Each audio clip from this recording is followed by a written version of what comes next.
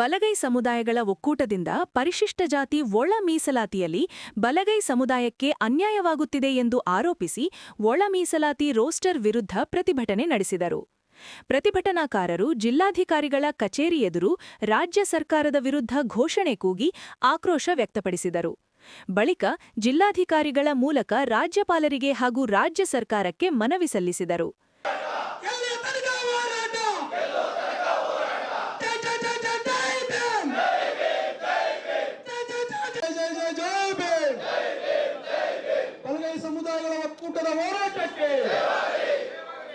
ಸಮುದಾಯದ ಒಕ್ಕೂಟದ ಹೋರಾಟಕ್ಕೆ ಯಾತಕ್ಕಾಗಿ ಹೋರಾಟ? ಮಾಜಿ ಜಿಲ್ಲಾ ಪಂಚಾಯಿತಿ ಅಧ್ಯಕ್ಷ ಸುರೇಶ್ ಕಂಠಿ ಮಾತನಾಡಿ, ರಾಜ್ಯ ಸರ್ಕಾರವು ರಾಜ್ಯಪಾಲರ ಅನುಮೋದನೆಗಾಗಿ ಕಳುಹಿಸಿರುವ ಅನುಸೂಚಿತ ಜಾತಿಗಳ ವಿಧೇಯಕ 2025 ರಾಜ್ಯಪಾಲರು ತಿರಸ್ಕರಿಸಬೇಕು. ಒಳ ಮೀಸಲಾತಿ ಜಾರಿಗೊಳಿಸುವ ಪ್ರಕ್ರಿಯೆಯಲ್ಲಿ ಹಲವು ಗೊಂದಲಗಳು ಮತ್ತು ಅಸ್ಪಷ್ಟತೆಗಳಿವೆ. ರೋಸ್ಟರ್ ಬಿಂದುವಿನ ಅನ್ವಯಿಕೆಯಲ್ಲಿ ತಾರತಮ್ಯ ಉಂಟಾಗಿದ್ದು, ಇದರಿಂದ ಕೆಲ ಜಾತಿಗಳಿಗೆ ಅವಕಾಶಗಳು ಕಡಿಮೆಯಾಗುವ ಪರಿಸ್ಥಿತಿ ನಿರ್ಮಾಣವಾಗಿದೆ ಎಂದು ಆರೋಪಿಸಿದರು. ಒಳ ಮೀಸಲಾತಿ ಕುರಿತ ಅಧ್ಯಯನ ವರದಿಯಲ್ಲಿ ಉಲ್ಲೇಖಿಸಲಾದ ಸಮಸ್ಯೆಗಳು ಹಾಗೂ ಅಸಮಾನತೆಗಳು ಸಂಪೂರ್ಣವಾಗಿ ಬಗೆಹರಿಯುವ ತನಕ ಪ್ರಸ್ತುತ ಜಾರಿಯಲ್ಲಿರುವ ಮೀಸಲಾತಿ ಕ್ರಮಗಳಿಗೆ ತಾತ್ಕಾಲಿಕ ತಡೆ ನೀಡಬೇಕು. ಇಲ್ಲವಾದಲ್ಲಿ ಬಲಗೈ ಸಮುದಾಯದ ವಿದ್ಯಾರ್ಥಿಗಳು ಮತ್ತು ಉದ್ಯೋಗಾರ್ಥಿಗಳು ಹಾನಿಗೊಳಗಾಗುವ ಸಾಧ್ಯತೆಯಿದೆ ಎಂದು ಎಚ್ಚರಿಸಿದರು. ಪರಿಶಿಷ್ಟ ಜಾತಿ ಬಲಗೈ ಸಮುದಾಯದ ಒಕ್ಕೂಟದ ವತಿಯಿಂದ ಮಂಡ್ಯ ಜಿಲ್ಲೆಯಲ್ಲಿ ಇವತ್ತು ಏನು ಬಲಗೈ ಸಮುದಾಯಕ್ಕೆ ಸರ್ಕಾರಿ ನೌಕರಿಯಲ್ಲಿ ಹಾಗೂ ಶಿಕ್ಷಣದಲ್ಲಾಗಿರುವಂಥ ನಾಗಮೋಹನ್ ದಾಸ್ ವರದಿಯಲ್ಲಿ ಆಗಿರುವಂಥ ಅನ್ಯಾಯವನ್ನು ಖಂಡಿಸಿ ಇವತ್ತು ಮಂಡ್ಯ ಜಿಲ್ಲಾಧಿಕಾರಿಗಳ ಮುಖಾಂತರ ರಾಜ್ಯಪಾಲರಿಗೆ ಮತ್ತು ಮುಖ್ಯಮಂತ್ರಿಗಳು ಇವತ್ತು ಮನವಿಯನ್ನು ಸಲ್ಲಿಸ್ತಾ ಇದ್ದೀವಿ. ಇವತ್ತು ಸರ್ಕಾರಿ ನೌಕರಿಯಲ್ಲಿ ಇಡೀ ರಾಜ್ಯದಲ್ಲಿ ಇವತ್ತು ಏನಾಗಿದೆ ಅಂತ ಹೇಳಿದ್ರೆ, ನಮಗೆ ಈಗಾಗಲೇ ರಾಯಚೂರಿನಲ್ಲಿ ಮೆಡಿಕಲ್ ಕಾಲೇಜ್ಗೆ ಇವತ್ತು ಹುದ್ದೆಗಳನ್ನು ತಗೊಂಡಿದ್ದಾರೆ. ಆ ಹುದ್ದೆಗಳಲ್ಲಿ ಇವತ್ತು 40 ಹುದ್ದೆಗಳಲ್ಲಿ ಇವತ್ತು 4 ಹುದ್ದೆಗಳನ್ನು ಎ ವರ್ಗಕ್ಕೆ ಕೊಟ್ಟಿದ್ದಾರೆ, ಬಿ ವರ್ಗಕ್ಕೆ ಇವತ್ತು 0 ಆಗಿದೆ. ಸರ್ಕಾರಿ ಆಯುರ್ವೇದಿಕ್ ಮೆಡಿಕಲ್ ಕಾಲೇಜ್ಗಳಲ್ಲಿ ಇವತ್ತು 8 ಹುದ್ದೆಗಳಲ್ಲಿ 2 ಹುದ್ದೆಗಳನ್ನು ಎ ವರ್ಗಕ್ಕೆ ಕೊಟ್ಟಿದ್ದಾರೆ, ಬಿ ವರ್ಗ ಅಂದರೆ ಬಲಗೈ ಸಮುದಾಯಕ್ಕೆ 0 ಆಗಿದೆ. ಕರ್ನಾಟಕ ಸಾರಿಗೆ ಇಲಾಖೆಯಲ್ಲಿ 10 ಹುದ್ದೆಗಳನ್ನು ಎ ವರ್ಗಕ್ಕೆ ಕೊಟ್ಟಿದ್ದಾರೆ, ಬಲಗೈ ಸಮುದಾಯ ಬಿ ವರ್ಗಕ್ಕೆ 0.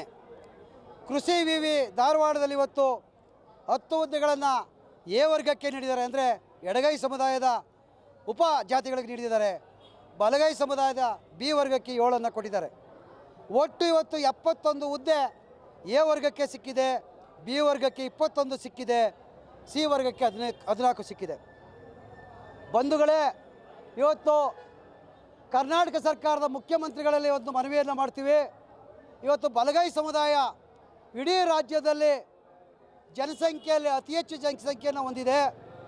ಆದರೂ ಕೂಡ ನಾಗಮೋಹನ್ ದಾಸ್ ಅವರು ನಮಗೆ ವರದಿಯಲ್ಲಿ ಅನ್ಯಾಯವನ್ನು ಮಾಡಿದ್ದಾರೆ. ಹಾಗಾಗಿ ಇವತ್ತು ರಾಜ್ಯದ ಮಲ್ಲಿಕಾರ್ಜುನ ಖರ್ಗೆ ಸಾಹೇಬ್ರು ಇರ್ಬೋದು, ಡಾಕ್ಟರ್ ಜಿ ಪರಮೇಶ್ವರ್ ಸಾಹೇಬ್ರು ಇರ್ಬೋದು, ಮಹದೇವಪ್ಪ ಸಾಹೇಬ್ರು ಇರ್ಬೋದು, ಪ್ರಿಯಾಂಕಾ ಖರ್ಗೆ ಅವರು ಇರ್ಬೋದು, ಮಂಡ್ಯ ಜಿಲ್ಲೆಯ ಶಾಸಕರಾದಂಥ ನರೇಂದ್ರ ಸ್ವಾಮಿ ಅವರು ಇರ್ಬೋದು, ಮತ್ತು ಈ ರಾಜ್ಯದ ಬಲಗೈ ಸಂಬಂಧಿಸಿದ ಎಲ್ಲ ಶಾಸಕರು ಕೂಡ ಮುಖ್ಯಮಂತ್ರಿಗಳಲ್ಲಿ ನಮಗಾಗಿರುವಂಥ ಅನ್ಯಾಯವನ್ನು ಪರಿಶೀಲಿಸಿ ಪರಿಷ್ಕರಿಸಿ ಏನು ಬಲಗೈ ಸಮುದಾಯಕ್ಕೆ ಅನ್ಯಾಯ ಆಗಿದೆಯೋ ಆ ಅನ್ಯಾಯವನ್ನು ಸರಿಪಡಿಸಬೇಕು ಅಂತೇಳಿ ಮಂಡ್ಯ ಜಿಲ್ಲೆ ಬಲಗೈ ಸಮುದಾಯಗಳ ಒಕ್ಕೂಟದ ವತಿಯಿಂದ ಇವತ್ತು ಒತ್ತಾಯವನ್ನು ಮಾಡ್ತಾ ಇದ್ದೀವಿ. ಪ್ರತಿಭಟನೆಯಲ್ಲಿ ಮುಡಾ ಅಧ್ಯಕ್ಷ ಬಿಪಿ ಪ್ರಕಾಶ್, ಡಿಎಸ್ಎಸ್ ಸಂಚಾಲಕ ಎಂವಿ ಕೃಷ್ಣ, ಸಾತನೂರು ಜಯರಾಮ್, ಪ್ರೊಫೆಸರ್ ಉಳ್ಕೆರೆ ಮಹದೇವ್, ಕಣಿವೆ ಯೋಗೇಶ್, ಬಿಜೆಪಿ ನಿತ್ಯಾನಂದ ಸೇರಿದಂತೆ ಹಲವರು ಭಾಗಿಯಾಗಿದ್ದರು. ಎಲ್ಲರೊಳಗೊಂದಾಗೂ ವಿನಯ್ ಅವರ 36ನೇ ವರ್ಷದ ಜನ್ಮದಿನದ ಅಂಗವಾಗಿ 36 ಸಮಾಜಮುಖಿ ಕಾರ್ಯಕ್ರಮಗಳನ್ನು ಹಮ್ಮಿಕೊಂಡಿದ್ದು, ಇಂದು ಪರಿಸರ ರಮೇಶ್ ತಂಡದಿಂದ ಸಸಿ ನೆಡುವ ಕಾರ್ಯಕ್ರಮ ಮೈಸೂರು ಬೆಂಗಳೂರು ರಾಷ್ಟ್ರೀಯ ಹೆದ್ದಾರಿಯ ಮಂಡ್ಯ ಇಂಡುವಾಳು ರಸ್ತೆಯಲ್ಲಿ ಹಮ್ಮಿಕೊಳ್ಳಲಾಗಿತ್ತು. ಸ್ವತಃ ಎಲ್ಲರೊಳಗೊಂದಾಗೂ ವಿನಯ್ ಅವರು ಅಮೆರಿಕ ಮೂಲದ ತಬೂಬಿಯಾ ರೋಸಿಯಾ ಎಂಬ ವಿಶೇಷವಾದ ಹೂವಿನ ಗಿಡವನ್ನು ನೆಟ್ಟು ತಮ್ಮ ಹುಟ್ಟುಹಬ್ಬವನ್ನು ಆಚರಿಸಿಕೊಂಡಿದ್ದಾರೆ. ಅಲ್ಲದೆ ರಾಷ್ಟ್ರೀಯ ಹೆದ್ದಾರಿ ಪಕ್ಕ ಇಂಡುವಾಳು ಸಮೀಪ ಹರಿಯುವ ಸರಣಿ ಕೆರೆಗಳ ಹಳ್ಳದ ಸುತ್ತಮುತ್ತ ಸ್ವಚ್ಛತೆ ಮತ್ತು ಮುಂದಿನ ದಿನದಲ್ಲಿ ಜಲಮೂಲ ಸಂರಕ್ಷಣೆಗೆ ಮುಂದಾಗಿದ್ದಾರೆ.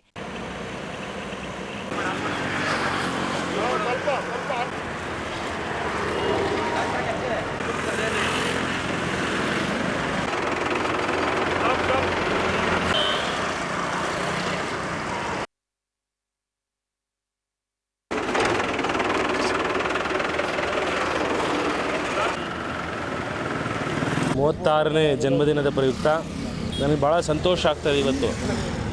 ಯಾಕಂದರೆ ನಾನು ನಂಬೋದು ಬಲವಾಗಿ ನಾನು ಬಲವಾಗಿ ನಂಬುವ ಎರಡು, ಒಂದು ತಂದೆ ತಾಯಿ ಮತ್ತು ಪ್ರಕೃತಿ. ಇವರಿಬ್ಬರ ಸಮೀಪದಲ್ಲಿ ಜೊತೆಗೆ ಇವತ್ತು ನಮ್ಮ ತಾಯಿ ಇದ್ದಾರೆ ಮತ್ತು ಪ್ರಕೃತಿಯ ಸಸಿಗಳಿದೆ.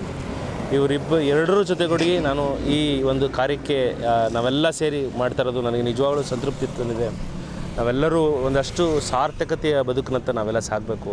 ನಮ್ಮ ಸ್ವಾರ್ಥತೆಯೂ ಬೇಕು ನಾವು ಜೀವನ ನಡೆಸೋಕ್ಕೆ. ಆದರೆ ಅದರೊಟ್ಟಿಗೆ ಸಮಾಜಮುಖಿಯಾಗಿ ಒಂದಷ್ಟು ಕೆಲಸಗಳಿಗೆ ನಾವೆಲ್ಲರೂ ಮಾಡಬೇಕು ಅಂತ ಆಸೆ ಇಟ್ಕೊಂಡಿದ್ದೀವಿ. ಸೊ ಆ ನಿಟ್ಟಿನಲ್ಲಿ ಇವತ್ತು ಪರಿಸರ ರಮೇಶ್ ಅವ್ರಿಗೆ ನಾನು ಹೃದಯಪೂರ್ವಕವಾದಂಥ ಅಭಿನಂದನೆಗಳು ಸಲ್ಲಿಸ್ತೀನಿ. ಯಾಕಂದರೆ ಈ ತಬೂಬಿಯಾ ರೋಸಿಯಾ ಅಂದರೆ ಅದೊಂಥರ ಫ್ಲವರ್ಲಿ ವೆಲ್ಕಮ್ ಮಾಡ್ತದೆ ಅಂತ ಒಂದು ಅದ್ಭುತವಾದಂಥ ಗಿಡವನ್ನು ನೆಟ್ಟಿದ್ದಾರೆ. ನಾವೆಲ್ಲರೂ ಕಾಳಜಿಯಿಂದ ಸಾಧ್ಯವಾದಷ್ಟು ಯಾರು ಈ ಮಾರ್ಗದಲ್ಲಿ ಬಿಡುವಾದಾಗ ಹೋದಾಗ ಆ ಗಿಡಗಳನ್ನ ನೋಡಿ ಅಟ್ಲೀಸ್ಟ್ ಒಂದು ನೀರು ಹಾಕಿ ಪೋಷಣೆ ಮಾಡೋಣ, ಅದನ್ನು ಬೆಳೆಸೋಣ. ಇದು ನಮಗೆ ಬೇಕಾಗಿರೋದು ಪ್ರಕೃತಿ, ನಮ್ಮದು ಪ್ರಕೃತಿಯಿಂದ ನಾವು ಅಂತ ಹೇಳ್ತೇನೆ. ನನ್ನ ಈ ಒಂದು 36 ಕಾರ್ಯಗಳಲ್ಲಿ ಇದೊಂದು ಕಾರ್ಯ ಅರ್ಥಪೂರ್ಣ ಕಾರ್ಯ ಮಾಡಿಕೊಟ್ಟಂತಹ ನಿಮ್ಮೆಲ್ಲರಿಗೂ.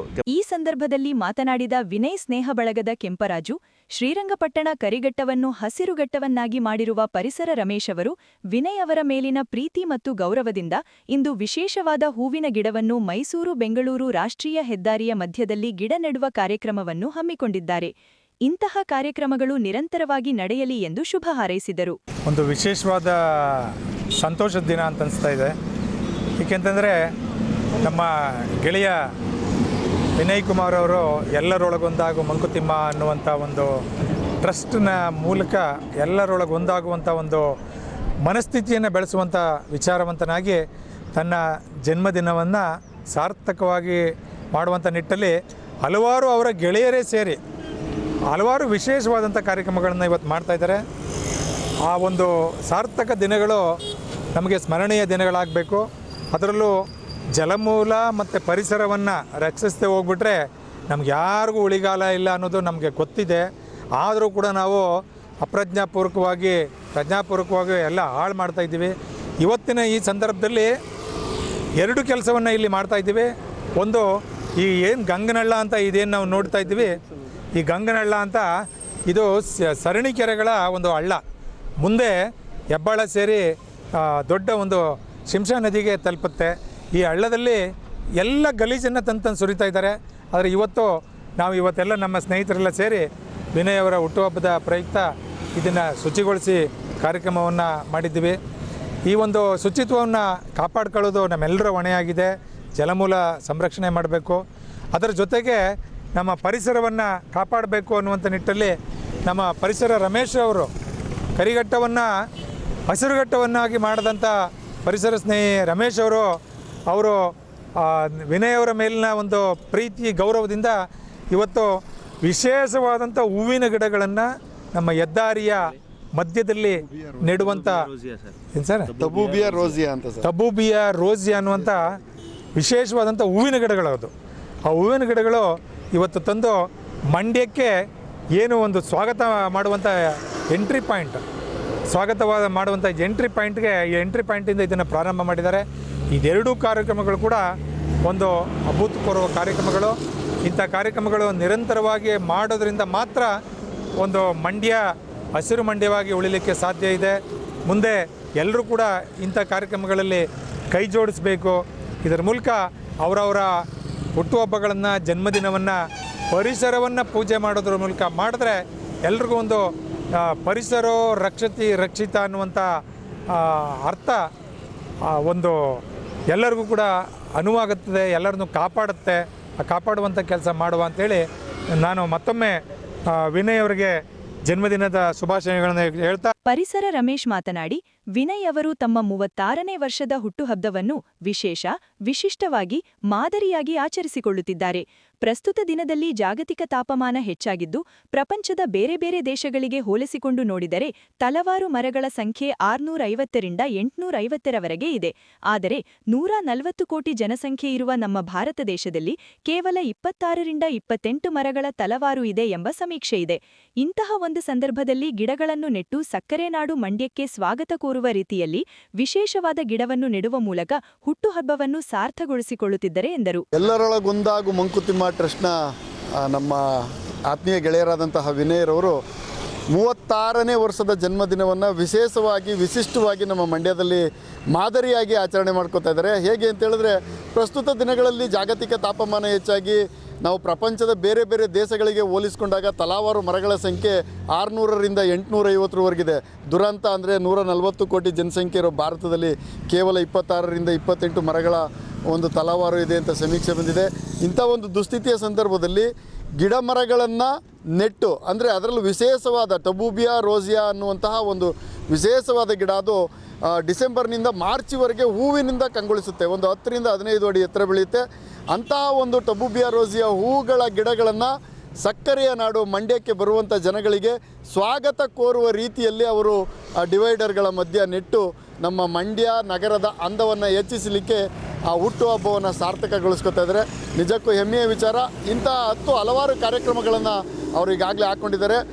ಬೇಸಿಗೆ ಕಾಲ ಆದ್ದರಿಂದ ಗುಬ್ಬಚ್ಚಿಗಳಿಗೆ ಎಲ್ಲ ಕಡೆ ಈಗ ಗೂಡಿನ ಒಂದು ತೊಂದರೆ ಆಗಿದೆ. ಎಲ್ಲ ಹಂಚಿನ ಮನೆಗಳು, ಸೂರಿನ ಮನೆಗಳು ಹೋಗಿ ತಾರಸಿ ಮನೆ ಆಗಿರೋದ್ರಿಂದ ಆ ಗುಬ್ಬಚ್ಚಿಗಳು ವಾಸ ಮಾಡಲಿಕ್ಕೆ ಇವಾಗ ತುಂಬ ಕಷ್ಟ ಆಗಿದೆ. ಅಂತಹ ಒಂದು ಸಂದರ್ಭದಲ್ಲಿ ಗುಬ್ಬಚ್ಚಿಗಳು ಕೂಡ ನಮ್ಮೊಂದಿಗೆ ಇರಬೇಕು ಅಂತೇಳಿ ಅವರು ಒಂದು 100 ಗುಬ್ಬಚ್ಚಿ ಗೂಡುಗಳನ್ನು ಕೂಡ ಈಗ ಮಂಡ್ಯ ನಗರದಲ್ಲಿ ವಿತರಣೆಯನ್ನು ಮಾಡ್ತಿದ್ದಾರೆ. ಪರಿಸರ ಸ್ನೇಹಿಯಾಗಿ ಅವರು ತಮ್ಮ ಹುಟ್ಟುಹಬ್ಬವನ್ನು ಆಚರಿಸ್ಕೊತಾ ಇದ್ದಾರೆ. ಅವರೆಲ್ಲರಿಗೂ ನಮ್ಮೆಲ್ಲರ ಮಂಡ್ಯ ಜಿಲ್ಲೆಯ ಎಲ್ಲ ಸಮಸ್ತ ಜನತೆಯ ಪರವಾಗಿ, ಅವರ ಗೆಳೆಯರ ತಂಡದ ಪರವಾಗಿ ನಾನು ಶುಭವನ್ನು ಹಾರೈಸ್ತಾ ಇದ್ದೀನಿ. ಅವರಿಗೆ ಎಲ್ಲರೊಳಗೊಂದಾಗೂ ವಿನಯ್ ಅವರ ತಾಯಿ ರಾಜೇಶ್ವರಿಯವರು ಮಾತನಾಡಿ, ದಿನೇ ದಿನೇ ಹೆಚ್ಚುತ್ತಿರುವ ಭೂಮಿಯ ತಾಪಮಾನವನ್ನು ಕಡಿಮೆ ಮಾಡಲು ಹಾಗೂ ಹಸಿರನ್ನು ಹೆಚ್ಚಿಸಿ ಶುದ್ಧ ಗಾಳಿಯನ್ನು ಪಡೆಯಲು ಪ್ರತಿಯೊಬ್ಬ ಮಗು, ಪ್ರತಿಯೊಬ್ಬ ನಾಗರಿಕರು ಮರಗಿಡಗಳನ್ನು ನೆಟ್ಟು ಉಳಿಸಿ ಬೆಳೆಸಬೇಕಾದ ಅಗತ್ಯವಿದೆ ಎಂದು ಹೇಳಿದರು. ಅಮೆರಿಕ ದೇಶದಲ್ಲಿ ತಬೂಬಿಯಾ ರೋಸಿಯಾ ಗಿಡ ಆ ದೇಶದ ಸೌಂದರ್ಯವನ್ನೇ ಹೆಚ್ಚಿಸಿದೆ. ಅದೇ ರೀತಿ ನಮ್ಮ ಮಂಡ್ಯದಲ್ಲೂ ನೆಟ್ಟಿದ್ದೇವೆ. ಕೇವಲ ಗಿಡ ನೆಡುವುದಲ್ಲ, ಬದಲಿಗೆ ಎಲ್ಲರೂ ಸೇರಿ ಸಂರಕ್ಷಿಸಬೇಕು ಎಂದು ಸಲಹೆ ನೀಡಿದರು. ಈ ದಿನ ನನಗೆ ತುಂಬ ವಿಶೇಷವಾದ ದಿನ ಅಂತ ಅನ್ನಿಸ್ತಿದೆ. ಯಾಕಂದರೆ ಈಗಿನ ಪರಿಸರದಲ್ಲಿ ಎಲ್ಲ ಈಗಾಗಲೇ ಬೇಸಿಗೆ ಬಂದಿದೆ. ಈಗ ನೋಡಿದ್ರೆ ನಮಗೆ ಒಂಥರ ಭಯ ಅನ್ನಿಸ್ತಾ ಇದೆ. ಯಾಕಂದರೆ ತುಂಬ ಶೆಕೆ ಜಾಸ್ತಿ ಆಗಿದೆ. ಫೆಬ್ರವರಿಲೇ ಇಷ್ಟೆಲ್ಲ ಶೆಕೆ ಇದೆ. ಇನ್ನು ಏಪ್ರಿಲ್ ಮೇನಲ್ಲಿ ಎಷ್ಟು ಶೆಕೆ ಬರ್ಬೋದು ಅಂತ ನನಗೆ ಆತಂಕ ಆಗ್ತಿದೆ. ಈ ಆತಂಕಕ್ಕೆ ಏನಾದರೂ ಕೆಲವೊಂದು ಪರಿಹಾರಗಳು ಇದ್ದೇ ಇರ್ತದಲ್ವಾ. ಅಂಥ ಪರಿಹಾರದಲ್ಲಿ ನಮ್ಮ ಈ ದಿನ ಪರಿಸರ ರಮೇಶ್ರವರು ನಮ್ಮ ಮಗನ ಹುಟ್ಟುಹಬ್ಬದ ಸಲುವಾಗಿ ಒಂದು ಗಿಡಗಳನ್ನು ನೆಡ್ತಾ ಇದ್ದಾರೆ. ಈ ಗಿಡಗಳು ತುಂಬ ಸುಂದರವಾದ ಗಿಡಗಳು. ಅಮೇರಿಕ ಅಂತ ದೇಶದಲ್ಲಿ ಆ ದೇಶದ ಸೌಂದರ್ಯನೇ ಹೆಚ್ಚಿಸಿದೆ ಗಿಡಗಳು. ಅದೇ ತರಹ ನಮ್ಮಲ್ಲೂ ಸಹ ನಮ್ಮ ಸೌಂದರ್ಯ, ನಮ್ಮ ಪರಿಸರವನ್ನು ಸುಂದರವಾಗಿರಿಸಬೇಕು ಅಂತ ಈ ಗಿಡಗಳನ್ನು ನೆಡ್ತಾ ಇದ್ದಾರೆ. ಈ ಗಿಡಗಳು ನಾವು ಗಿಡ ನೆಡೋದಲ್ಲ, ಇದನ್ನು ರಕ್ಷಿಸಬೇಕು ಅಂತಲೇ ನನಗೆ ತುಂಬ ಆಸೆ. ಮತ್ತು ಎಲ್ಲರೂ ಸೇರಿ ಇದನ್ನು ರಕ್ಷಿಸೋಣ.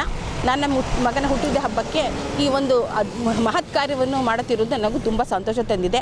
ಅವರೆಲ್ಲರಿಗೂ ನಾನು ಆಭಾರಿಯಾಗಿ. ಅರವಿಂದ್ ಹಾಲಹಳ್ಳಿ ಮಾತನಾಡಿ, ವಿನಯ್ ಅವರ ಹುಟ್ಟುಹಬ್ಬದ ದಿನದಂದು ವಿಶೇಷವಾಗಿ ಆಚರಿಸುವುದಕ್ಕಾಗಿ ಸಸಿ ನೆಡುವ ಕಾರ್ಯಕ್ರಮ ಹಮ್ಮಿಕೊಂಡು ಸಸಿ ನೆಡುವ ಕಾರ್ಯಕ್ರಮವನ್ನು ಅರ್ಥಪೂರ್ಣವಾಗಿ ಆಚರಿಸುತ್ತಿದ್ದು ಶ್ಲಾಘನೀಯ ಎಂದರು. ಇಂಥ ಒಬ್ಬ ಸ್ನೇಹಿತ ಎಲ್ಲರೂ ಇವತ್ತು ಸ್ವಾರ್ಥಕ್ಕಾಗಿ ಬದುಕ್ತಾ ಇರುವಂಥ ಸಮಾಜದಲ್ಲಿ ಸಮಾಜಕ್ಕೂ ಏನಾದ್ರು ಒಂದು ಕೊಡಬೇಕು ಅನ್ನೋ ಮನಸ್ಥಿತಿ ಇಟ್ಕೊಂಡು ಇವತ್ತು ಅವನು ಸಣ್ಣ ವಯಸ್ಸಲ್ಲೇ ಇಂಥ ಒಂದು ದೊಡ್ಡ ಪ್ರೌಢಿಮೆ ಇಟ್ಕೊಂಡು ಕೆಲಸ ಮಾಡ್ತಾ ಇದ್ದಾನೆ. ಇವತ್ತು ನಮಗೂ ಒಂದು ಪರಿಸರದ ವಿಚಾರವಾಗಿ ನನಗೂ ಒಂದು ವೈಯಕ್ತಿಕವಾಗಿ ತುಂಬ ಇಷ್ಟವಾದಂಥ ಕೆಲಸ. ಇವತ್ತು 36 ವಿಶೇಷ ಕಾರ್ಯಕ್ರಮದಲ್ಲಿ ಇದು ಒಂದು ಕಾರ್ಯಕ್ರಮ ಮಾಡೋಣ, ನೀವು ಬರಬೇಕು ಅಂತ ಹೇಳ್ದ. ನಾನು ಖುಷಿಯಿಂದ ಬಂದಿದ್ದೀನಿ. ಈ ಸಂದರ್ಭದಲ್ಲಿ ಪರಿಸರ ಸಂಜು ಅಲಕೆರೆ ಸೇರಿದಂತೆ ಇತರರು ಇದ್ದರು. ಮಂಡ್ಯ ತಾಲೂಕಿನ ಕಚ್ಚಿಗಿರೆ ಗ್ರಾಮದ ಶ್ರೀ ಶನೀಶ್ವರ ಸ್ವಾಮಿ ದೇವಾಲಯದ 41ನೇ ವರ್ಷದ ಜಾತ್ರಾ ಮಹೋತ್ಸವವು ಫೆಬ್ರವರಿ 28 ಮತ್ತು ಮಾರ್ಚ್ 1ರಂದು ನಡೆಯಲಿದೆ ಎಂದು ಕನ್ನಡ ಸೇನೆ ಜಿಲ್ಲಾಧ್ಯಕ್ಷ ಮಂಜುನಾಥ್ ತಿಳಿಸಿದರು. ಸುದ್ದಿಗೋಷ್ಠಿಯಲ್ಲಿ ಮಾತನಾಡಿದ ಅವರು, ಜಾತ್ರಾ ಮಹೋತ್ಸವದ ಅಂಗವಾಗಿ ಫೆಬ್ರವರಿ 28ರಂದು ಬೆಳಿಗ್ಗೆ 7:30ರಿಂದ ದೇವಾಲಯದಲ್ಲಿ ವಿವಿಧ ಧಾರ್ಮಿಕ ಕೈಂಕರ್ಯಗಳು ನೆರವೇರಲಿವೆ.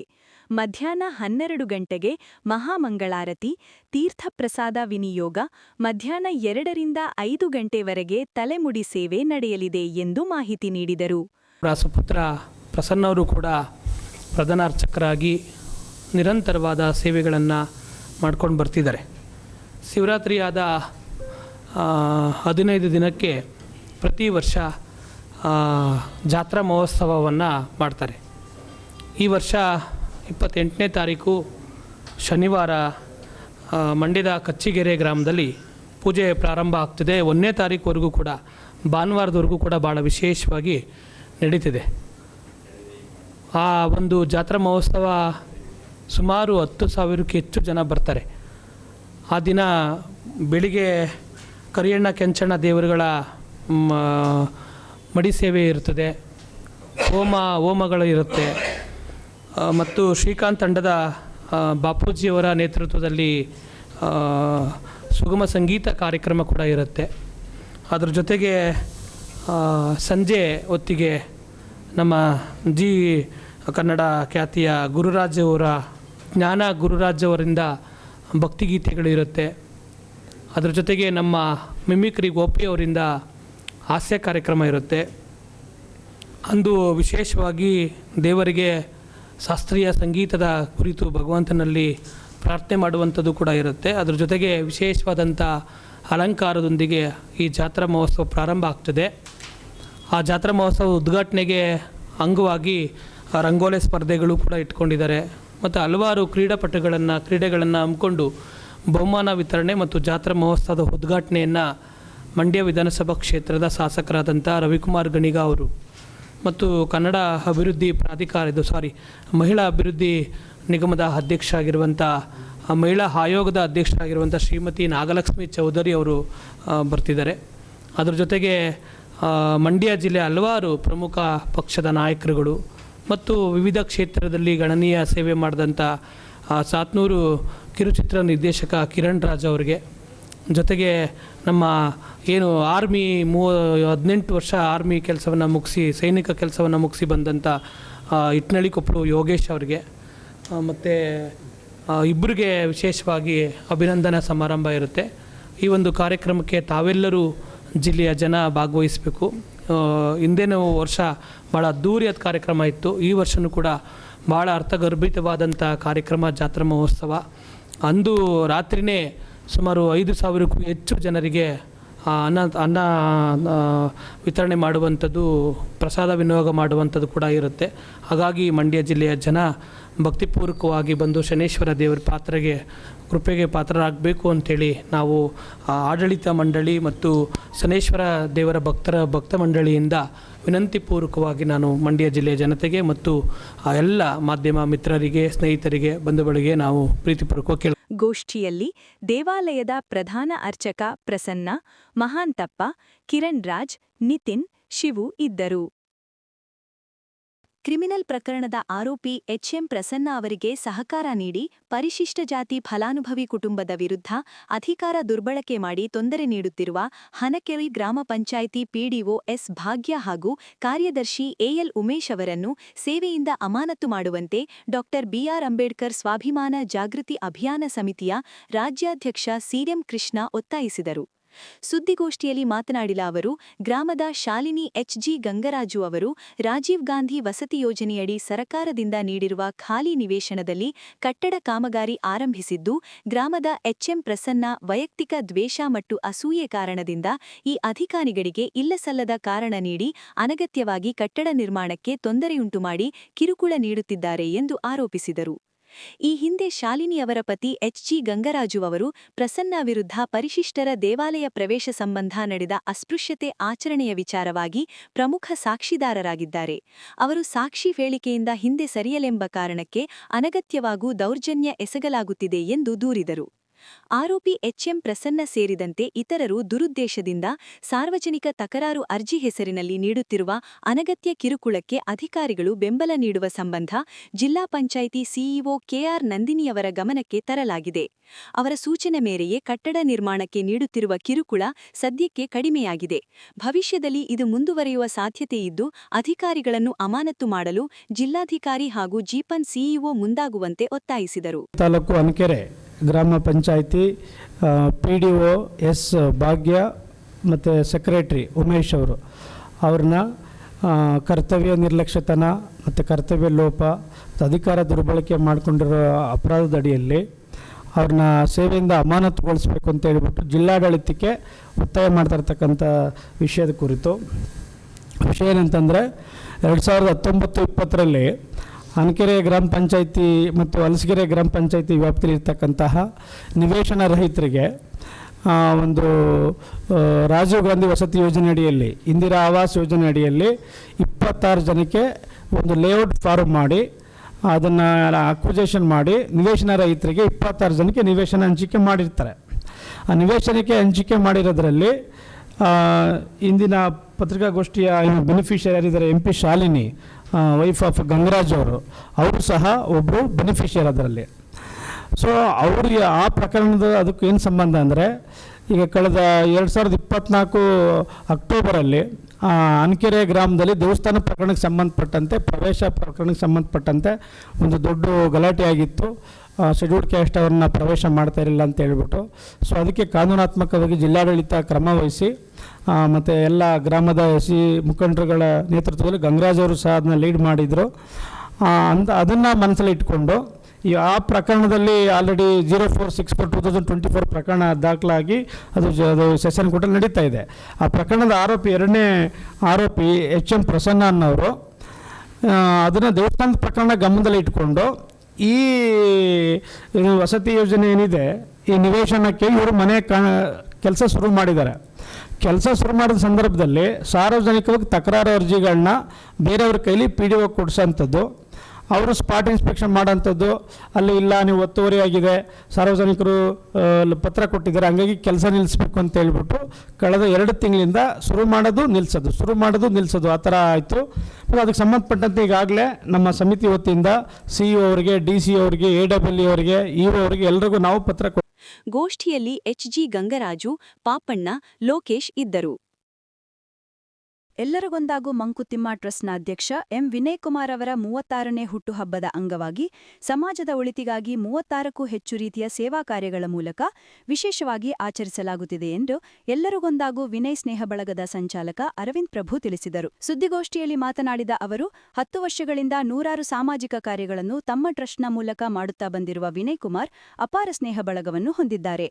ಹುಟ್ಟುಹಬ್ಬವನ್ನು ಸಾರ್ಥಕಗೊಳಿಸುವ ನಿಟ್ಟಿನಲ್ಲಿ ವಿಶಿಷ್ಟ ರೀತಿಯಲ್ಲಿ ವಿನಯ್ ಅವರ ಸ್ನೇಹ ಬಳಗದ ಗೆಳೆಯರು ಸಮಾಜ ಸೇವಾ ಕಾರ್ಯಗಳನ್ನು ಹಮ್ಮಿಕೊಂಡಿರುವುದು ವಿಶೇಷವಾಗಿದೆ ಎಂದರು. ವಿನಯ್ ಅವರು ತಮ್ಮ ಸಂತೋಷವನ್ನು ಸಾಮಾಜಿಕ ಕಾಳಜಿಯಿಂದ ಜನರೊಂದಿಗೆ ಹಂಚಿಕೊಂಡು ವಿಶಿಷ್ಟವಾಗಿ ಹುಟ್ಟುಹಬ್ಬ ಆಚರಿಸಿಕೊಳ್ಳುತ್ತಿದ್ದಾರೆ. ಈ ನಿಟ್ಟಿನಲ್ಲಿ HIV ಬಾಧಿತ ಮಕ್ಕಳಿಗೆ ಡ್ರೈ ಫ್ರೂಟ್ಸ್ ವಿತರಣೆ, ವಿಕಲಚೇತನರನ್ನು ಪ್ರೋತ್ಸಾಹಿಸುವ ಸೇವಾ ಕಾರ್ಯ, ಸಾವಯವ ಕೃಷಿಕರಿಗೆ ಪ್ರೋತ್ಸಾಹ, ವಚನ ಮತ್ತು ತತ್ವಪದ ಗಾಯನ, ಸಸಿ ನೆಡುವುದು, ಅನ್ನದಾಸೋಹ ಸೇರಿದಂತೆ ಹಲವು ಕಾರ್ಯಕ್ರಮಗಳು ಕಳೆದ 3 ದಿನದಿಂದ ನಡೆಯುತ್ತಿದ್ದು ಮುಂದಿನ 3 ದಿನಗಳು ನಡೆಯಲಿವೆ ಎಂದು ಹೇಳಿದರು. ಈಗ ಏನಾಗಿದೆ ಮಂಡ್ಯದಲ್ಲಿ ನೀವು ಆಲ್ರೆಡಿ ಗಮನಿಸ್ತಿದ್ದೀರಾ, ಕಳೆದ 3-4 ದಿನಗಳಿಂದ ವಿನಯ್ ಕುಮಾರ್ ಎಂ ಅವರ ಜನ್ಮದಿನವನ್ನು ಸಾಮಾಜಿಕವಾಗಿ ಒಂದಷ್ಟು ಸೇವಾ ಚಟುವಟಿಕೆಗಳ ಮೂಲಕ ಆಚರಿಸ್ಕೋಬೇಕು ಅಂಥೇಳಿ ತಮ್ಮ 35 ವರ್ಷಗಳ ಕಾಲ ಯಾವ ಹುಟ್ಟುಹಬ್ಬವನ್ನು ಮಾಡ್ಕೊಂಡಿರಲಿಲ್ವೋ ಈಗ ಮಾಡ್ಕೋತಾ ಇದ್ದಾರೆ. ಈ ಸಂಬಂಧವಾಗಿ ಮಂಡ್ಯ ಜಿಲ್ಲೆಯಾದ್ಯಂತ ನಗರಕ್ಕಷ್ಟೇ ಸೀಮಿತಗೊಳ್ಳದೆ 10 ಜನಪರ ಕಾರ್ಯಗಳು ನಡೀತಾ ಇದೆ. ರಕ್ತದಾನ ಶಿಬಿರ ಇರ್ಬೋದು, ಸಸಿ ನೋಡೋದಾಗ್ಬೋದು, ನಾಳೆ ಒಂದು ಕವಿಗೋಷ್ಠಿ ಕೂಡ ಆಯೋಜನೆಗೊಂಡಿದೆ, ಅಕ್ಷರ ಹೊಸಕಾವ್ಯ ಅಂಥೇಳಿ. ಜೊತೆಗೆ ಕನ್ನಡ ಮೊದಲು ಅಂತ ಒಂದು ರ್ಯಾಲಿ ಇದೇ ವೇದಿಕೆಯಲ್ಲಿ ನಾಗಣ್ಣಗೌಡರು ನಿಮಗೆಲ್ಲ ತಿಳಿಸಿದ್ದಾರೆ. ಇದು ಒಬ್ಬ ವ್ಯಕ್ತಿ ತನ್ನ ಹುಟ್ಟುಹಬ್ಬವನ್ನು ಸಾರ್ವತ್ರೀಕರಣಗೊಳಿಸುವುದು, ಸಮಾಜಕ್ಕೆ ನೆರವಾಗುವ ನಿಟ್ಟಿನಲ್ಲಿ ತೆಗೆದುಕೊಂಡಂಥ ಒಂದು ನಿಲುವಾಗಿತ್ತು. ಅದಕ್ಕೆ ನಾವು ಒಂದು 36 ಸಂಘ ಸಂಸ್ಥೆಗಳೆಲ್ಲ ಸೇರಿ ಈ ಒಂದು ಹುಟ್ಟುಹಬ್ಬವನ್ನು ಒಂದು ಸಾಂಸ್ಕೃತಿಕ ಅಭಿಯಾನವನ್ನಾಗಿ ಮಾಡ್ಕೊಂಡಿದ್ದೀವಿ. ಈ ಸಂಬಂಧವಾಗಿ ನಿಮಗೆಲ್ಲ ಸಾಕಷ್ಟು ಆಹ್ವಾನ ಪತ್ರಿಕೆಗಳು ತಲುಪ್ತಿದ್ದಾವೆ ಅಂತ ಭಾವಿಸ್ತೀನಿ ನಾನು. ಸಾಮಾಜಿಕವಾಗಿ ಯಾಕೆ ಮನುಷ್ಯ ಬದುಕಬೇಕಪ್ಪ ಅಂತಂದರೆ, ಈ ಒಂದು ಹುಟ್ಟುಹಬ್ಬ ಅಂತಂದರೆ ಒಂದು ಮನೆಗೆ 4 ಗೋಡೆ ಮಧ್ಯ ತನ್ನ ಕುಟುಂಬಕ್ಕಾಗಿ ಮಾಡ್ಕೊಳ್ತಿರುವ ಈ ಹೊತ್ತಿನಲ್ಲಿ ಸಮಾಜಕ್ಕೆ ನೆರವಾಗಬೇಕು ಅಂತನ್ನೋರು ತುಂಬ ಕಡಿಮೆ ಇದ್ದಾರೆ. ಈ ಒಂದು ಆಲೋಚನೆ ಉತ್ತಮ ಅಂತ ಅನಿಸಿ ನಮ್ಮ ಚಿತ್ರಕೂಟ ಸಂಸ್ಥೆ, ನುಡಿ ಕರ್ನಾಟಕ, ನಿತ್ಯ ಸ್ನೇಹಿ ಟ್ರಸ್ಟು, ಕರ್ನಾಟಕ ಸಂಘವೂ ಸೇರಿದಂತೆ ನೆಲದನ ಬಳಗ, ಹೀಗೆ 16 ಸಂಘ ಸಂಸ್ಥೆಗಳು ಈ ಅಭಿಯಾನದಲ್ಲಿದೆ. ಇದನ್ನು ನಾವೆಲ್ಲ ಯಾಕೆ ಮಾಡ್ತಿದ್ದೀವಪ್ಪ ಅಂತಂದರೆ ಸಮಾಜದ ಒಳಿತಿಗಾಗಿ ಮಾಡ್ತಿರುವಂಥದ್ದು. ಯಾರೋ ಒಬ್ಬ ಹುಟ್ಟುಹಬ್ಬ ಸಂಭ್ರಮ ಅಂತಲ್ಲ, ಸೇವೆ ಈ ಮೂಲಕ ಆಗಬೇಕು ಅನ್ನೋದು ನಮ್ಮೆಲ್ಲರ ಆಶಯವಾಗಿತ್ತು. ಸೊ ಅದು ಆಗ್ತಿದೆ. ಪತ್ರಕರ್ತರು ಈ ಸಾಮಾಜಿಕ ಚಟುವಟಿಕೆಗಳನ್ನ ಗುರುತಿಸಿ ಒಂದಷ್ಟು ಪ್ರಕಟ ಮಾಡಿಕೊಟ್ರೆ ಹೆಲ್ಪ್ ಆಗ್ತದೆ ಅಂತೇಳಿ ನಾನು. ಜಿ. ಸಂತೋಷ್ ಮಾತನಾಡಿ, ಈ ಕಾರ್ಯಕ್ರಮಗಳು ಸದುದ್ದೇಶದಿಂದ ಕೂಡಿವೆ. ಇತರರಿಗೂ ಈ ಕಾರ್ಯಕ್ರಮಗಳು ಸ್ಫೂರ್ತಿಯಾಗಲಿದೆ ಎನ್ನುವುದು ಗೆಳೆಯರ ಬಳಗದ ಆಶಯ ಎಂದವರು. ವಿನಯ್ ಅವರು ರಾಜಕೀಯ ಪ್ರವೇಶದ ಹಿನ್ನೆಲೆ ಸಮಾಜಮುಖಿ ಕಾರ್ಯಗಳನ್ನು ಮಾಡುತ್ತಿರುವ ಗುಮಾನಿ ಕೇಳಿಬಂದಿದೆ. ಅವರು ರಾಜಕೀಯ ಪ್ರವೇಶ ಮಾಡಿದರೆ ಸ್ನೇಹ ಬಳಗದ ಎಲ್ಲಾ ಸಂಘಟನೆಗಳು ಅವರಿಂದ ಹಿಂದೆ ಸರಿಯಲಿವೆ ಎಂದು ಪ್ರಶ್ನೆಗೆ ಉತ್ತರ ನೀಡಿದರು. ಆ ರೀತಿ ಬರೋದು ಈಗ ಆ ರೀತಿ ಬಂದಿರೋದು ನಮ್ಮ ಗಮನ ಕೂಡ ಬಂದಿದೆ. ಅಂದರೆ ಯಾವ ರೀತಿ ಗಾಳಿ ಸುದ್ದಿ ಏನಲ್ಲ, ಹಲವಾರು ಮಿತ್ರರು ಕೂಡ ಕೇಳ್ತಾ ಇದ್ದಾರೆ, ನೀವು ಚುನಾವಣೆಗೆ ನಿಲ್ತಾರಂತೆ, ಚುನಾವಣಾ ರಾಜಕೀಯಕ್ಕೋಸ್ಕರ ಮಾಡ್ತಾರಂತೆ. ಖಂಡಿತ ಆ ರೀತಿಯ ಪ್ರಪೋಸಲ್ಗಳಾಗಲಿ ಪ್ರಸ್ತಾಪಗಳಾಗಲಿ ಸದ್ಯಕ್ಕೆ ಯಾವುದೇ ರೀತಿ ಇಲ್ಲ. ಗೋಷ್ಠಿಯಲ್ಲಿ ಬಳಗದ ಎಚ್.ಪಿ. ವೈರಮುಡಿ ಇದ್ದರು. ಸ್ವಯಂ ಉದ್ಯೋಗಗಳ ಸ್ಟಾರ್ಟ್ಅಪ್ ಚಟುವಟಿಕೆಗಳಿಗೆ ಉತ್ತೇಜನ ನೀಡುವ ನಿಟ್ಟಿನಲ್ಲಿ ಜಿಎಸ್ಎಸ್ಎಸ್ ಟೆಕ್ನಾಲಜಿ ಬಿಸಿನೆಸ್ ಇನ್ಕ್ಯುಬೇಟರ್ ಫೌಂಡೇಶನ್ ಸಂಸ್ಥೆಯಿಂದ ಮಾರ್ಗದರ್ಶನ ಮತ್ತು ಬೆಂಬಲ ಒದಗಿಸಲಾಗುತ್ತಿದೆ ಎಂದು ಸಂಸ್ಥೆಯ ಸಿಇಒ ಯಶಸ್ವಿ ನಾಗ್ ತಿಳಿಸಿದರು.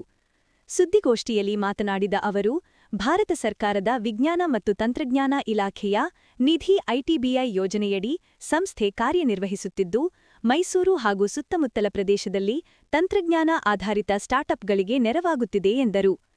ಜಿಎಸ್ಎಸ್ಎಸ್ institute of engineering and technology for women GSSS IETW ಆವರಣದಲ್ಲಿ ಸಂಸ್ಥೆಯು ಕಾರ್ಯನಿರ್ವಹಿಸುತ್ತಿದೆ. ಕೃಷಿ, ಆಹಾರ, ಆರೋಗ್ಯ ಕ್ಷೇತ್ರಗಳಲ್ಲಿ ವಿನೂತನ ರೀತಿಯ ಉದ್ಯಮಗಳ ಆರಂಭಕ್ಕೆ ಮೂಲಸೌಕರ್ಯ, ಮಾರ್ಗದರ್ಶನ, ನೆಟ್ವರ್ಕಿಂಗ್, ಮಾರುಕಟ್ಟೆ ಸಂಪರ್ಕ ಮತ್ತು ಅನುದಾನ ಮಾರ್ಗದರ್ಶನ ನೀಡಲಾಗುವುದು. ಈಗಾಗಲೇ ಸಂಸ್ಥೆಯಿಂದ 10 ಸ್ಟಾರ್ಟ್ಅಪ್ ಕಂಪನಿಗಳು ಆರಂಭಗೊಂಡು ಕಾರ್ಯನಿರ್ವಹಿಸುತ್ತಿವೆ ಎಂದರು. ಸಂಸ್ಥೆಯು ಪ್ರೀ ಇನ್ಕ್ಯುಬೇಷನ್ ಮತ್ತು ಐಡಿಯಾ ಮಾರ್ಗದರ್ಶನ, ರು 10 ಲಕ್ಷದವರೆಗೆ ಸ್ಟಾರ್ಟ್ಅಪ್ ಅನುದಾನ, ಆಹಾರ ಸಂಸ್ಕರಣೆ ಉದ್ಯಮದಲ್ಲಿ ತೊಡಗಿರುವವರು ಸಂಸ್ಥೆಯಲ್ಲಿ ಲಭ್ಯವಿರುವ ಯಂತ್ರೋಪಕರಣಗಳ ಬಳಕೆಗೆ ಅವಕಾಶ, ಪ್ರೋಟೋಟೈಪ್ ಅಭಿವೃದ್ಧಿಗೆ ಸಹಾಯ, ವ್ಯವಹಾರ ಮಾರ್ಗದರ್ಶನ, ಮಾರುಕಟ್ಟೆ ಸಂಪರ್ಕ, ಹೂಡಿಕೆದಾರರ ಸಂಪರ್ಕ ಮತ್ತು ಅನುದಾನಕ್ಕೆ ಸೂಕ್ತ ಸಹಾಯ ಒದಗಿಸಲಾಗುವುದು ಎಂದು ವಿವರಿಸಿದರು. ತಾಂತ್ರಿಕ ಮಹಾವಿದ್ಯಾಲಯ ಜಿಎಸ್ಎಸ್ಎಸ್ ಇಂಜಿನಿಯರಿಂಗ್ ಕಾಲೇಜ್, ವಿಮೆನ್ಸ್ ಇಂಜಿನಿಯರಿಂಗ್ ಕಾಲೇಜಿಂದ ಬಂದಿದ್ದೀವಿ. ಅಲ್ಲಿ ಒಂದು ಸ್ಟಾರ್ಟ್ಅಪ್ ಇನ್ಕ್ಯುಬೇಷನ್ ಸೆಂಟರ್ ಅಂತ ಇದೆ. ಅಲ್ಲಿ ನಾನು ಸಿಇಒ ಆಗಿದ್ದೀನಿ. ನನ್ನ ಹೆಸರು ಯಶಸ್ವಿ ನಾಗ್ ಅಂತ. ಇವರು ನಮ್ಮ ಕೊಲ್ಲಿಗೂ ಅಶೋಕಾನಂದ್ ಇನ್ಕ್ಯುಬೇಷನ್ ಮ್ಯಾನೇಜರು, ಇವರು ಸಂಜಯ್ ಪಾಂಡೆ, ಇವರು ಇನ್ಕ್ಯುಬೇಷನ್ ಅಸೋಸಿಯೇಟು. ಸೊ ಈ G++ ಇಂಜಿನಿಯರಿಂಗ್ ಕಾಲೇಜ್ ಅಂತ KRS ರೋಡಲ್ಲಿ ಒಂದು engineering college, first women's engineering college ಕರ್ನಾಟಕದಲ್ಲಿ. ಇಲ್ಲಿ department of science and technology, government of India ಅವರ ಸಹಾಯದಿಂದ ನಾವು ಒಂದು ಸ್ಟಾರ್ಟ್ಅಪ್ ಇನ್ಕ್ಯುಬೇಷನ್ ಸೆಂಟರ್ ಅಂತ ಸ್ಥಾಪನೆ ಮಾಡಿದ್ದೀವಿ. ಇದರ ಉದ್ದೇಶ ಏನು ಅಂದರೆ, ಸ್ಟಾರ್ಟ್ಅಪ್ಗಳು ಮತ್ತು ಹೊಸ ಉದ್ಯಮಶೀಲರು ಯಾರಿದ್ದಾರೋ, ಉದ್ಯಮದಾರರು ಯಾರಿದ್ದಾರೋ ಅವರಿಗೆ ಸಹಾಯ ಮಾಡುವಂಥ ಒಂದು ಉದ್ದೇಶ. ಯಾವ ರೀತಿ ನಾವು ಸಹಾಯ ಮಾಡ್ತೀವಿ ಅಂದರೆ, ಈಗ ವಿನೂತನವಾಗಿ ಹೊಸದಾಗಿ ತಂತ್ರಜ್ಞಾನ ಡೆವಲಪ್ ಮಾಡುವಂಥ ಯಾರು ಉದ್ಯಮಶೀಲರಿದ್ದರೆ ಅವರಿಗೆ ನಾವು 10 ಲಕ್ಷ ರೂಪಾಯಿ ಅನುದಾನ ಕೊಡ್ತಾ ಇದ್ದೀವಿ. ಇದು ಯಾವುದೇ ಬಡ್ಡಿ ಇಲ್ಲ, ಅಸಲಿಲ್ಲ, ಏನೂ ಇಲ್ಲ. ಅಂಥ ರೀತಿಯ ಒಂದು ಹಣದ ಸಹಾಯ ನಾವು ಮಾಡ್ತಾ ಇದ್ದೀವಿ. ಎಂಥವ್ರಿಗೆ ಅಂದರೆ ಫುಡ್ ಟೆಕ್ಕು, ಅಗ್ರಿಟೆಕ್ಕು, ಹೆಲ್ತ್ ಕೇರ್, ಅಂದರೆ ಆಹಾರ ಸಂಸ್ಕರಣೆ, ಕೃಷಿ ಗ್ರ್ಯಾಂಟ್ ಸರ್, ಆಹಾರ ಸಂಸ್ಕರಣೆ, ಕೃಷಿ ಮತ್ತು ಆರೋಗ್ಯ, ಇದಕ್ಕೆ ಸಂಬಂಧಪಟ್ಟಂಗೆ ಹೊಸ ತಂತ್ರಜ್ಞಾನಗಳು ಇಲ್ಲ ಹೊಸ ಪ್ರಾಡಕ್ಟ್ಸ್ ಏನಾದ್ರು ಡೆವಲಪ್ ಮಾಡೋಂಥವ್ರು ಇದ್ದರೆ ಅವರಿಗೆ ನಾವು ಈ ರೀತಿ ಹಣ ಸಹಾಯ ಮಾಡ್ತಾ ಇದ್ದೀವಿ. ಇದು ಈ ಒಂದು ಸ್ಕೀಮ್ ನಡೀತಾ ಇರೋದು department of science and technology ಅವರ ಸಹಾಯದಿಂದ, government of India department of science and technology ಸಹಾಯದಿಂದ. ಇದು ಹೋದ ವರ್ಷ ಇದು ಸ್ಥಾಪನೆ ಆಗಿದೆ. ಈ 3 ವರ್ಷದ ಪ್ರಾಜೆಕ್ಟ್ ಇದು. ಒಟ್ಟು 3 ವರ್ಷದಲ್ಲಿ 30 ಸ್ಟಾರ್ಟ್ಅಪ್ಗಳಿಗೆ ಸಪೋರ್ಟ್ ಮಾಡಬೇಕು ಅನ್ನೋದು ಇದೆ ನಮ್ಮಲ್ಲಿ. ಈಗಾಗಲೇ ನಮ್ಮಲ್ಲಿ ಒಂದು 10 ಸ್ಟಾರ್ಟ್ಅಪ್ ಕಂಪನಿಗಳಿದೆ. ನಾನಾಗಲೇ ಹೇಳ್ದಂಗೆ ಆಹಾರ ಸಂಸ್ಕರಣೆ, ಆರೋಗ್ಯ ಮತ್ತು ಕೃಷಿಗೆ ಸಂಬಂಧಪಟ್ಟಂಗೆ ಕೆಲಸ ಮಾಡ್ತಾ ಇರುವಂಥ ಸ್ಟಾರ್ಟ್ಅಪ್ ಕಂಪನಿಗಳು ನಮ್ಮಲ್ಲಿ ಕೆಲಸ ಮಾಡ್ತಾ ಇದ್ದಾರೆ. ಅವರಿಗೆ ನಾವು ಸಹಾಯ ಮಾಡಿದ್ದೀವಿ. ಸೊ ನಮ್ಮಲ್ಲಿ ಈ ಹಣದ ಸಹಾಯ ಅಷ್ಟೇ ಅಲ್ಲ, ನಮ್ಮಲ್ಲಿ ಜಾಗನೂ ಕೊಡ್ತೀವಿ. ನಮ್ಮಲ್ಲೇ ಬಂದು ಅವರು ಆಫೀಸ್ ಓಪನ್ ಮಾಡ್ಬೋದು. ಈಗ ಮೈಸೂರಲ್ಲಿ ಇರ್ಬೋದು, ಮಂಡ್ಯದಲ್ಲಿರ್ಬೋದು. ಈಗ ಒಂದು ಸಿಟಿ ಸೆಂಟ್ರಲ್ಲಿ ಒಂದು 1000 square feet, 600 square feet, 500 square feet office space ಬೇಕು ಅಂದರೆ ಮಿನಿಮಮ್ ಒಂದು 10,000 ರೂಪಾಯಿ ಬಾಡಿಗೆ ಇರುತ್ತೆ. ನಮ್ಮಲ್ಲಿ ಭಾಳ ಕಮ್ಮಿ ವೆಚ್ಚದಲ್ಲಿ, ಕಮ್ಮಿ ಬಾಡಿಗೆಯಲ್ಲಿ ನಾವು ಜಾಗ ಕೊಡ್ತೀವಿ. ಈಗ ಹೊಸದಾಗಿ ನಂಗೆ ಯೋಚನೆ ಮಾಡೋಕ್ಕೆ ಬರಲ್ಲ, ಇನೋವೇಟಿವ್ ಆಗಿ ನಂಗೆ ಏನು ಯೋಚನೆ ಮಾಡೋಕ್ಕೆ ಬರಲ್ಲ, ಹೊಸ ಪದಾರ್ಥಗಳನ್ನ ನಾನು ತಯಾರಿಸೋಕ್ಕೆ ಬರಲ್ಲ. ನಾನು ಜನರಲ್ ಆಗಿ ಮಾರ್ಕೆಟಲ್ಲಿ ಇರೋ ಥರನೇ ಮಾಡ್ತೀನಿ, ಮಾರ್ಕೆಟಲ್ಲಿ ಇರುವಂಥ ಪದಾರ್ಥಗಳನ್ನ ನಾನು ಮಾಡ್ತೀನಿ ಅಂದರೆ ಅಂಥವ್ರಿಗೂ ಸಹಾಯ ಮಾಡ್ತೀವಿ. ಯಾವ ರೀತಿ ಅಂದರೆ ನಮ್ಮಲ್ಲಿ ಆಹಾರ ಸಂಸ್ಕರಣೆಗೆ ಸಂಬಂಧಪಟ್ಟಂಗೆ ಕೆಲವು ಮಷಿನ್ಗಳಿವೆ. ಈಗ ರೋಸ್ಟರ್ ಇದೆ, ಪಲ್ವರೈಸರ್ ಇದೆ, ಆಮೇಲೆ ಇದು ಡಿಹೈಡ್ರೇಟರ್, ಡ್ರೈಯರ್ ಇದೆ, ಈ ಥರ ಹಲವಾರು ಮಷಿನ್ಗಳಿದೆ. ಗೋಷ್ಠಿಯಲ್ಲಿ ಅಶೋಕಾನಂದ, ಸಂಜಯ್ ಪಾಂಡೆ ಇದ್ದರು. ಕರ್ನಾಟಕ ಪಬ್ಲಿಕ್ ಶಾಲಾವರಣದಲ್ಲಿ ಡಿಆರ್ ಗುರು ಶಿಷ್ಯರ ಬಳಗದ ವತಿಯಿಂದ ಬೃಹತ್ ಉಚಿತ ಆರೋಗ್ಯ ತಪಾಸಣೆ ಶಿಬಿರ ಹಾಗೂ ಚಿಕಿತ್ಸಾ ಶಿಬಿರವನ್ನು ಹಮ್ಮಿಕೊಂಡಿದ್ದು, ಕಾರ್ಯಕ್ರಮದಲ್ಲಿ ಸುಮಾರು 300ಕ್ಕೂ ಹೆಚ್ಚು ಶಿಬಿರಾರ್ಥಿಗಳು ಪಾಲ್ಗೊಂಡು ತಪಾಸಣೆ ನಡೆಸಿಕೊಂಡು ಚಿಕಿತ್ಸೆ ಪಡೆದಿರುತ್ತಾರೆ. ಭಾನುವಾರ ಬೆಳಿಗ್ಗೆ ಡಿಆರ್ ಗುರು ಶಿಷ್ಯರ ಬಳಗದ ಅಧ್ಯಕ್ಷರಾದ ಎಎಸ್ ದೇವರಾಜು ಗಿಡಕ್ಕೆ ನೀರು ಹಾಕುವುದರ ಮುಖಾಂತರ ಕಾರ್ಯಕ್ರಮವನ್ನು ಉದ್ಘಾಟಿಸಿ ಮಾತನಾಡಿದರು. ನಮ್ಮ ಈ ಎಲ್ಲಾ ವೈದ್ಯರು ಸೇವಾ ಮನೋಭಾವನೆಯಿಂದ ಗ್ರಾಮೀಣ ಪ್ರದೇಶದ ಜನರಿಗೆ ತಪಾಸಣೆ ನಡೆಸಿ ಅವರಿಗೆ ಸೂಕ್ತ ಸಲಹೆಗಳನ್ನು ನೀಡಿ ಹಾಗೂ ಚರ್ಮರೋಗಕ್ಕೆ ಉಚಿತವಾಗಿ ಔಷಧಿ ಮಾತ್ರೆಗಳನ್ನು ನೀಡಿರುವುದಕ್ಕೆ ನಾನು ವೈದ್ಯರ ತಂಡಕ್ಕೆ ಆಭಾರಿಯಾಗಿದ್ದೇನೆ ಎಂದು ತಿಳಿಸಿದರು. ರಾಜಶೇಖರ್ ಸರ್ ಅವರಿಗೆ ಫೋನ್ ಮಾಡಿ ಕೇಳಿದೆ, ಅವರು ಬೇರೆ ಸಂಸ್ಥೆಗಳೆಲ್ಲ ಜೊತೆ ಸೇರಿ ಮಾಡ್ತಿದ್ದಾರೆ ಅಂತ ಅವ್ರು ಅಂದ್ಕೊಂಡಿದ್ರು. ಇಲ್ಲ ಸರ್, ನಾವು ಡಿಆರ್ ಗುರು ಶಿಷ್ಯ ಬಳಗದ ಕಡೆಯಿಂದ ನಾವು ಈ ಕಾರ್ಯಕ್ರಮವನ್ನು ಹಮ್ಮಿಕೊಂಡಿದ್ದೀವಿ. ಕಳಸರಿ ಲಯನ್ಸ್ ಸಂಸ್ಥೆ ಕಡೆಯಿಂದ ಬಂದು ನೀವು ಉಚಿತವಾಗಿ ನೀವು ಔಷಧಗಳನ್ನು ಕೊಟ್ಟಿದ್ರಿ, ತಪಾಸಣೆಯನ್ನು ನಡೆಸಿದ್ರಿ. ಹಾಗಾಗಿ ನಮ್ಮ ಬಳಗದ ವತಿಯಿಂದ ಈ ಸರ್ತಿ ನೀವು ಬಂದು ಮಾಡಿಕೊಡ್ಬೇಕು ಅಂತ ಹೇಳಿದಾಗ ನಾನು ಖಂಡಿತವಾಗ್ಲೂ ನಿರೀಕ್ಷೆ ಮಾಡ್ಕೊಂಡಿರಲಿಲ್ಲ ಸರ್. ನಿಮ್ಮ ಅವರ ಆತ್ಮೀಯ ಸ್ನೇಹಿತರ ಬಳಿಗೆ ನಿಮ್ಮೆಲ್ಲರನ್ನು ಕರ್ಕೊಂಡ್ಬಂದು ನಮ್ಮ ಮಲಗೂರಿನಲ್ಲಿ ನಮ್ಮ ಈ ಸಾರ್ವಜನಿಕರಿಗೆ ಒಂದು ಉಚಿತವಾಗಿ ಒಂದು ತಪಾಸಣೆ ಮತ್ತು ಈ ಸೇವೆಯನ್ನು ಮಾಡಿಕೊಡೋದಕ್ಕೆ ನನ್ನ ಬಳಗದ ಪರವಾಗಿ, ನನ್ನ ವೈಯಕ್ತಿಕವಾಗಿ ಮೊದಲಿಗೆ ನಿಮಗೆ ಹೃತ್ಪೂರ್ವಕ ಧನ್ಯವಾದಗಳು ರಾಜಶೇಖರ್ ಸರ್. ಯಾಕಂದರೆ ನಾನು ಅಂದ್ಕೊಂಡಿದ್ದು ಒಂದೇ ಸ್ಕಿನ್ ಒಂದು ಮಾಡಬೇಕು ಅಂತ ಅಂದ್ಕೊಂಡಿದ್ದೆ. ಆಮೇಲೆ ಹೇಳಿದ್ರು, ಇಲ್ಲ ನಿಮಗೇನು ತೊಂದರೆ ಆಗೋದಿಲ್ವಾ, ಈ ಥರ ಬೇರೆ ಬೇರೆ ವಿಂಗ್ಗಳೇನಿದೆ ವಿಂಗ್ಗಳೆಲ್ಲವನ್ನು ಕೂಡ ಸೇರಿಸಿ ಮಾಡಿದರೆ ನಿಮಗೆ ಸಮಸ್ಯೆ ಆಗಲ್ವಾ, ಮಾಡ್ಬೋದಾ ಅಂದರೆ ಇಲ್ಲ ಖಂಡಿತ ಮಾಡ್ಬೋದು. ಕರ್ತವ್ಯ ವೆಚ್ಚಗಳೇನಿದೆ ಅದನ್ನೆಲ್ಲ ಬೇಕಾದ್ರೆ ಒಬ್ಬೊಬ್ಬರೇ ವಿದ್ಯಾರ್ಥಿಗಳು ವಹಿಸ್ಕೊಳ್ತಕ್ಕಂಥ ಸಾಮರ್ಥ್ಯವನ್ನು ಹೊಂದಿದ್ದಾರೆ. ಅದ್ರ ಬಗ್ಗೆ ತಲೆ ಕೆಡಿಸ್ಕೊಳ್ಳಬೇಡಿ ಸರ್. ಪ್ರಚಾರದ್ದು ಮತ್ತೊಂದು ಎಲ್ಲವನ್ನು ಕೂಡ ನಾವು ಮಾಡ್ಕೊಬರ್ತೀವಿ, ನೀವು ಕರ್ಕೊಬನ್ನಿ ಅಂತ ಹೇಳಿದೆ. ಆಮೇಲೆ ಅವ್ರು ಹೇಳಿದ್ರೆ, ಏನಿಲ್ಲಪ್ಪ ಮಧ್ಯಾಹ್ನ ಬಂದಾಗ ಏನಾದ್ರು ಒಂದು ಇದನ್ನು ವ್ಯವಸ್ಥೆ ಮಾಡಿಸ್ಬಿಡಿ ಸಾಕು, ನಾವೇನು ಬರ್ತಾ ಇರತಕ್ಕಂಥದ್ದು ಸೇವೆ ಮಾಡೋದಕ್ಕೋಸ್ಕರನೇ ಹೊರತು ಬೇರೆ ಏನೇನು ನಿರೀಕ್ಷೆ ಮಾಡ್ಕೊಂಡು ನಾವು ಬರ್ತಾ ಇಲ್ಲ ಅಂತೇಳಿ. ಖಂಡಿತವಾಗಲೂ ಆ ಒಂದು ಕೆಲಸ ಇವತ್ತು ಪರಿಪೂರ್ಣವಾಗಿ ಆಗಿದೆ ಅಂತ ಅಂದ್ಕೊಳ್ತೀನಿ ನಾನು. ಇವತ್ತು 22ನೇ ತಾರೀಕು ಬೇರೆ ಬೇರೆ ಶುಭ ಕಾರ್ಯಗಳು ಜಾಸ್ತಿ ಇರೋದ್ರಿಂದ ಒಂದಷ್ಟು ಜನ ಯಾವುದು ಅನಾರೋಗ್ಯವನ್ನು ಹೊಂದಿರತಕ್ಕಂಥ ರೋಗಿಗಳು ಬರ್ತಕ್ಕಂಥ ಸಂಖ್ಯೆ ಕಡಿಮೆ ಆಯಿತು ಅಂದ್ಕೊಳ್ತೇನೆ. ಆದರೂ ಕೂಡ ಚರ್ಮರೋಗ ತಜ್ಞರಾದ ಡಾಕ್ಟರ್ ರಾಜಶೇಖರ್ ಮಾತನಾಡುತ್ತಾ, ನನ್ನ ತಂದೆ ಈ ಗ್ರಾಮದ ಸರ್ಕಾರಿ ಶಾಲೆಯಲ್ಲಿ ಶಿಕ್ಷಕರಾಗಿ ಸೇವೆ ಸಲ್ಲಿಸಿದ್ದಾರೆ ಮತ್ತು ನನ್ನ ತಾಯಿ ಈ ಕ್ಷೇತ್ರದ ಜಿಲ್ಲಾ ಪಂಚಾಯತ್ ಸದಸ್ಯರಾಗಿ ಸೇವೆ ಸಲ್ಲಿಸಿದ್ದಾರೆ. ಆದ್ದರಿಂದ ಈ ಗ್ರಾಮದ ಜೊತೆ ನನಗೆ ಉತ್ತಮ ಬಾಂಧವ್ಯವಿದೆ. ನಾನು ಸಹ ಇಂತಹ ಸಮಾಜ ಸೇವೆ ಕೆಲಸಗಳನ್ನು ಮಾಡಬೇಕು ಎಂಬ ಉದ್ದೇಶದಿಂದ ಹಲಗೂರಿನಲ್ಲಿ 2 ಬಾರಿ ಉಚಿತವಾಗಿ ಚರ್ಮರೋಗ ಶಿಬಿರದಲ್ಲಿ ತಪಾಸಣೆ ನಡೆಸಿ ಮಾತ್ರೆಗಳನ್ನು ಉಚಿತವಾಗಿ ನೀಡಿದ್ದೇನೆ ಎಂದು ಅಭಿಪ್ರಾಯ ವ್ಯಕ್ತಪಡಿಸಿದರು.